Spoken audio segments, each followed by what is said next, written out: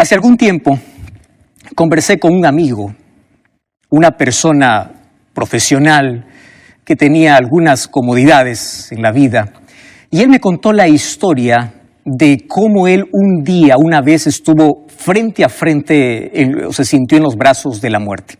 Estaba viajando de una ciudad para otra, él iba dormido en el ómnibus donde él estaba viajando. De un momento a otro le despertó solamente allí un ruido fuerte. De un momento a otro, de un segundo para otro, él se vio de que estaba allí o cayendo para un abismo. Piedras deslizándose, era un accidente que estaban acabando de tener él y todas las personas que estaban viajando con él. Griterío por todo lado, desesperación, y él no podía mover una pierna cuando el carro que iban se detuvo. Él se dio cuenta que estaba en una pendiente, una roca a punto de caer, para abajo había abismo y él estaba semi-colgado. Y él me dijo algunas cosas interesantes. En un momento tan crítico de la vida, cuando tú te sientes frente a frente o cuando sientes que estás en los brazos de la muerte, tú te olvidas de quién eres. Te olvidas cuántos títulos tienes, te olvidas todos los grados que obtuviste en la vida y solamente tienes un presentimiento de qué va a suceder conmigo. No sentía mis piernas, sentía que no sabía si estaba vivo, estaba muerto, no sabía si estaba soñando. Él expresa la experiencia que él vivió. Y dice, en un momento como este, te das cuenta que lo más importante en la vida no son tus conquistas, no son tus logros. Lo más importante por tu mente pasa qué es de tu familia, qué es de tus hijos, qué es de tu esposa. Entonces, él me contó, la vida... Allí te das cuenta que lo importante de la vida no es todas las cosas por lo cual te afanas. Y uno descuida a veces lo más importante. Y él era cristiano, por supuesto. O había crecido por lo menos en una familia cristiana. Y por mi mente pasó, me decía él, dos cosas. O estoy salvo o estoy perdido. ¿Valió la pena vivir? ¿Para qué viví? ¿O perdí tiempo en la vida? ¿O qué cosa es lo que yo gané? Y él me hizo recordar cómo alguien también me ha contado una experiencia similar y me decía lo siguiente: pastor, la vida sin Dios es una vida donde uno da vueltas y vueltas y vueltas sin rumbo. No sabe a dónde va a llegar. Tanto así que si llega la muerte, te estremece. Si llega alguna cosa que te separa de tus conquistas, de tus logros, de tu dinero, que te separa de aquello que te hace sentir seguro, te hace sentir tan indefenso, te sientes en el vacío y sientes que no viviste para nada. Porque finalmente la vida al final se resume, ¿estoy salvo o estoy perdido? Eso es todo. Y a veces uno va por la vida pensando que lo más importante es el dinero, lo más importante es el poder, lo más importante son las cosas de este mundo, cuando al final de la vida lo más importante es ¿estoy salvo o estoy perdido? Y una de las cosas que nunca voy a olvidar, lo que él me decía es, la vida sin Dios es dar vueltas y vueltas sin rumbo, sin saber a dónde va a llegar, sin saber cuál es tu destino.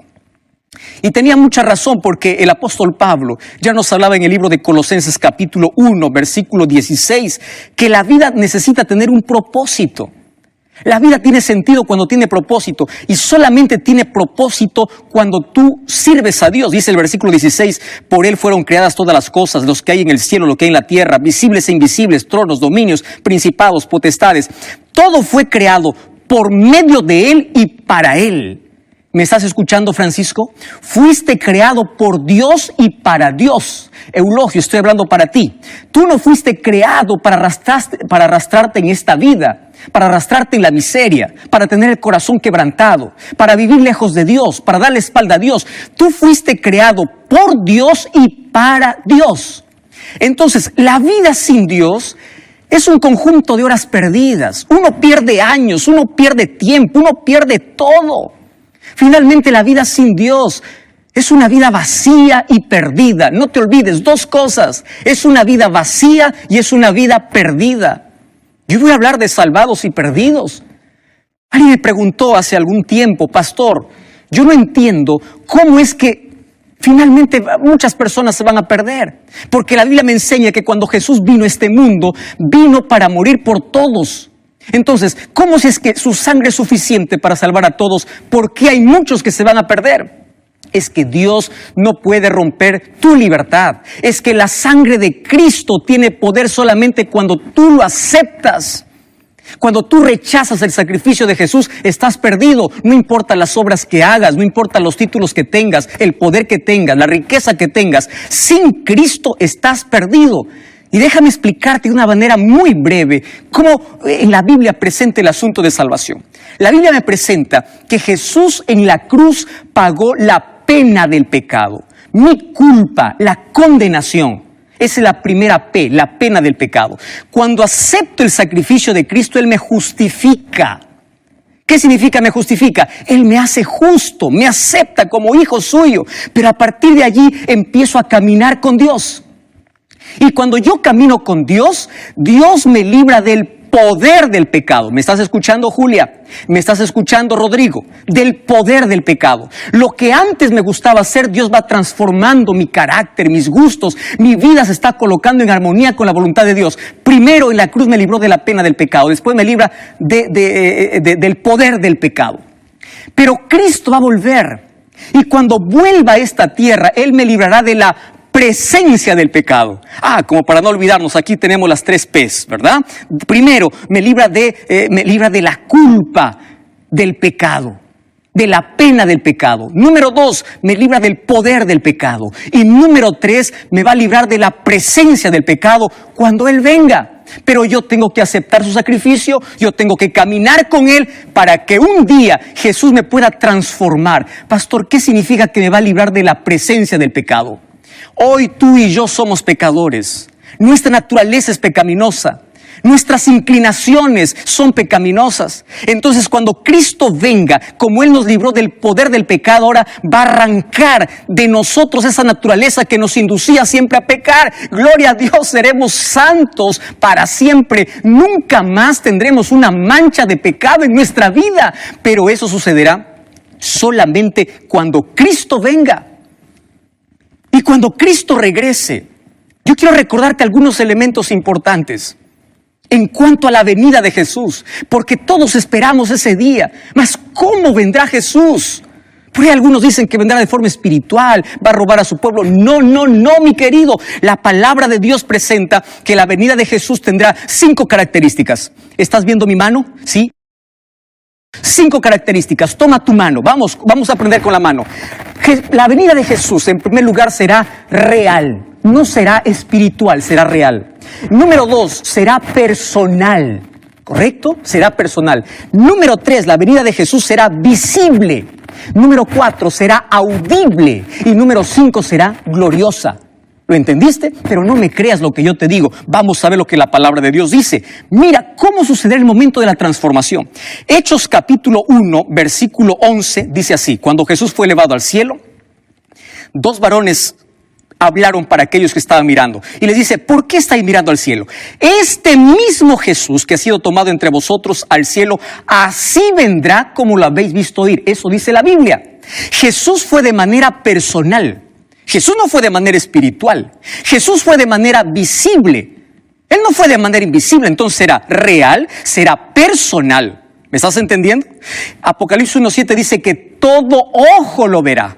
Pero no solamente eso. Cuando voy al apóstol Pablo, 1 Tesalonicenses capítulo 15, dice que cuando Cristo regrese, regresará al sonido de la trompeta, con voz de mando. 1 Tesalonicenses 4:16, con trompeta de Dios descenderá del cielo y los muertos en Cristo resucitarán primero y luego nosotros seremos transformados. Entonces la venida de Jesús será visible y será audible. Y cuando voy a Mateo capítulo 25, versículo 31, dice que cuando Jesús venga en su gloria y todos los ángeles con Él, se sentará en su trono de gloria. Entonces, si vienen todos los ángeles, no es secreto. La venida de Jesús será gloriosa. ¿Me estás entendiendo? Entonces, Cristo quiere que tú estés preparado para ese evento. Nuestra mayor emoción no ha llegado. Tú crees que ya te emocionaste porque tienes un título, porque tienes riqueza, porque tienes familia, porque te casaste. Sí, eso causa muchas emociones, pero la mayor emoción de la vida aún no ha llegado. Será el momento glorioso cuando nos elevemos para recibir a Jesús en el aire. Y ahora quiero contarte para ti, ¿qué cosa va a ocurrir cuando Jesús venga? Esto yo lo conozco como las 5 R's, ¿correcto? Como para que nunca te olvides. Las 5 R's que va a acontecer cuando Jesús regrese. La primera R, cuando Jesús regrese habrá resurrección. ¿Me entendiste? Cuando Jesús regrese habrá resurrección. ¿Quiénes van a resucitar? 1 Tesalonicenses 4:16 dice que aquellos que murieron en Jesús resucitarán. No todos los muertos resucitarán. Jesús habló en Juan 5:29 de 2 resurrecciones. La primera resurrección sucederá cuando Cristo regrese. ¿Quiénes resucitan? Los sepulcros de aquellos que durmieron o que murieron creyendo en Jesús serán abiertos. Y cuando saldrán sin defecto. Querido, esta es nuestra mayor emoción. Tú podrás volver a ver a tu padre, a tu hijo, a tu madre. Tú podrás volver a ver a las personas que ni siquiera te dio tiempo de despedirte. La tragedia llegó a tu vida, te arrancó un ser querido, mas un día resucitarán. Dios volverá del polvo de la tierra a esas personas que murieron creyendo en Él, pero ya glorificados, sin un defecto físico.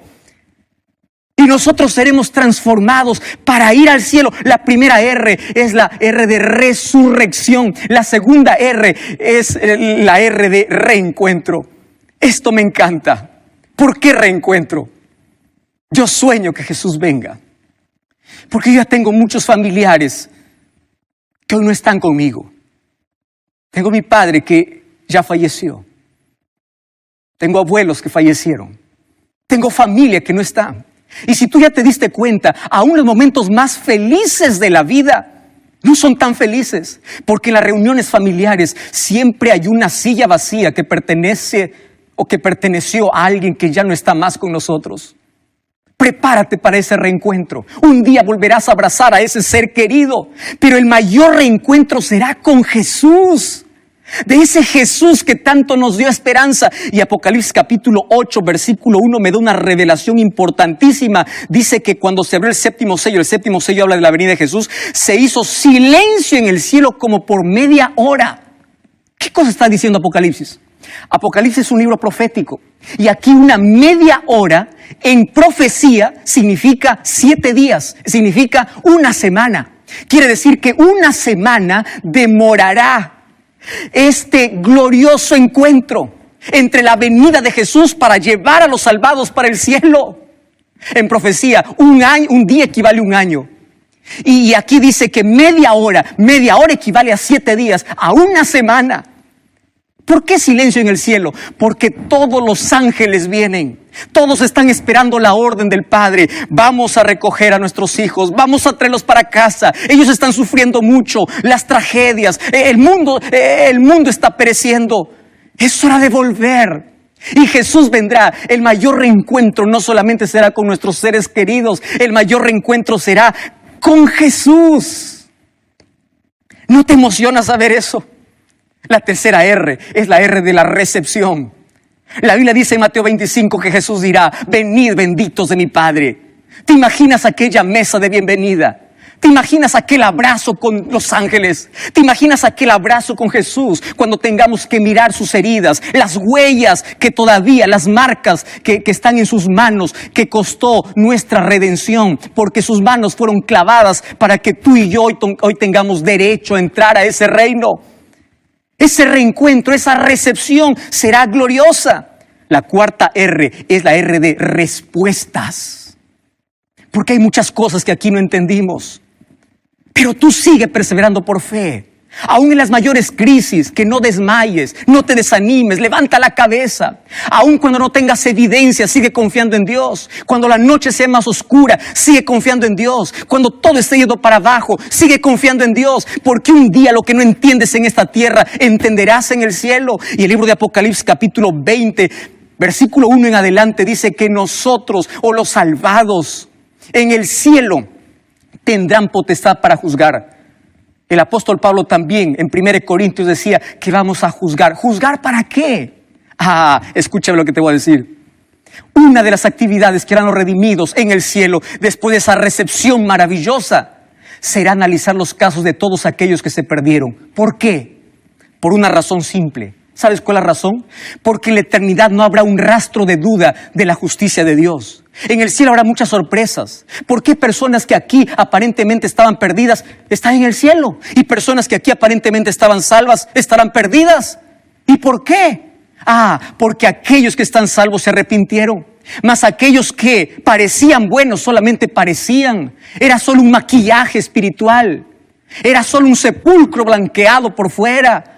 Pero no era sincero, no colocó su vida en armonía con la voluntad de Dios. Entonces allí nos daremos cuenta de la justicia de Dios. Nadie tendrá duda de aquel que se perdió por despreciar tantas oportunidades que Dios le dio. Querido, el cielo es tu lugar. Ese es nuestro lugar. Fuimos creados por Dios y para Dios. Y Él dijo, voy a volver. Y yo quiero llevarte, pero no puedo quebrar tu libre albedrío. Por eso Dios te hizo un ser inteligente. Y la mejor manera de usar tu inteligencia es usar bien tu libertad para elegir a Jesús. ¿Estás entendiéndome? Usa bien tu libertad para tomar buenas decisiones. Y la mejor decisión es vivir al lado de Jesús. ¿Quiénes estarán en el cielo? Apocalipsis capítulo 3, versículo 21, dice así. Mira lo que dice la palabra de Dios. El que venciere se sentará conmigo en mi trono, así como yo he vencido y me he sentado con mi Padre en su trono. ¿Quién es un vencedor? No es aquel que vence con su capacidad. Vencedor es aquel que camina al lado de Jesús. Aquel que no tiene miedo a entregarse a Jesús. ¿Por qué estás postergando una decisión? ¿Por qué no estás estudiando la Biblia? ¿Por qué aún no te has bautizado? ¿A qué tienes miedo? Aquel que venciere se sentará en mi trono. ¿Qué tiene que vencer? Mira el versículo 20. Yo estoy a la puerta y llamo. Si alguno oye mi voz y abre la puerta, entraré a él. Jesús en Mateo capítulo 23, versículo 27 dice, Jerusalén, Jerusalén, puedes colocar allí tu nombre. ¿Cuántas veces te llamé? ¿Cuántas veces quise salvarte? Roberto, Rodrigo, José, Carlos, Juan, ¿cuántas veces te llamé? Ignoraste mi voz, toqué la puerta de tu corazón, tú no quisiste abrir, rechazaste mi gracia. Ahora acompáñame para la última R, porque esta R es impresionante. Apocalipsis capítulo 21, versículo 4. Mira lo que dice la palabra del Señor. Vi un cielo nuevo y una tierra nueva. El primer cielo y la primera tierra pasaron y el mar no existe más. Acabaron todos los problemas. Y si vamos para el capítulo 20, dice que después de 1000 años, mira qué cosa es lo que sucede. Versículo 5. Los otros muertos no volvieron a vivir hasta que se cumplieron 1000 años. Bienaventurado el que tiene parte en la primera resurrección. Claro, porque la segunda resurrección solamente es para condenación. Versículo 9. Subieron sobre la anchura de la tierra, rodearon el campamento de los santos, la ciudad amada, y descendió fuego del cielo y los consumió. El diablo que los engañaba fue lanzado en el lago de fuego y azufre, donde está la bestia y el falso profeta, y serán atormentados para siempre. Cuando dice para siempre, está hablando de consecuencias eternas. Ahora, préstame atención lo que te voy a decir ahora. Después de 1000 años en el cielo, dice que la nueva Jerusalén desciende a la tierra.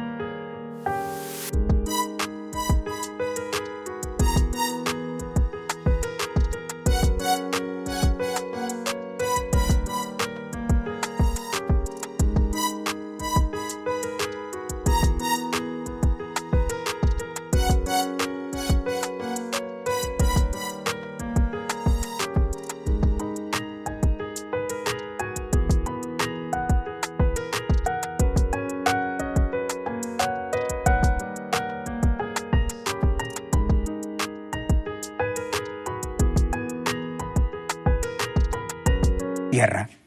Quiero que imagines conmigo, por favor, esta escena. La nueva Jerusalén, la santa ciudad, está descendiendo del cielo. Y se levantan todos aquellos que echaron su suerte con Satanás. Satanás los engaña que todavía pueden conquistar esa ciudad. Y préstame atención. Todos se levantan como un solo ejército para poder guerrear, para poder pelear.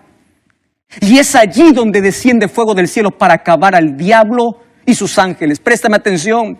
El fuego no fue diseñado para el ser humano, fue creado para el diablo. Por favor, no eches tu suerte con él. No permitas que él tenga el control de tu vida. Ahora préstame atención. Cuando desciende la ciudad, habrán dos grupos.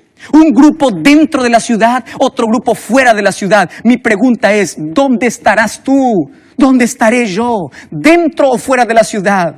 Para estar dentro de la ciudad hay un solo camino que es...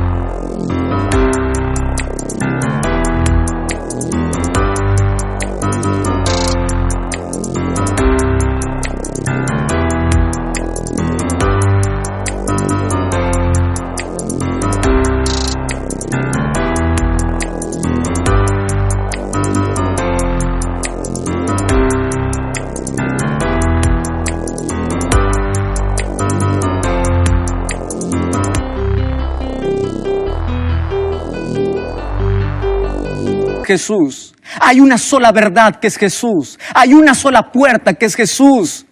Es hacer la voluntad de Dios, no mi propia voluntad. Yo estoy imaginando en este momento cuántos padres estarán allí en la ciudad mirando a sus hijos fuera de la ciudad.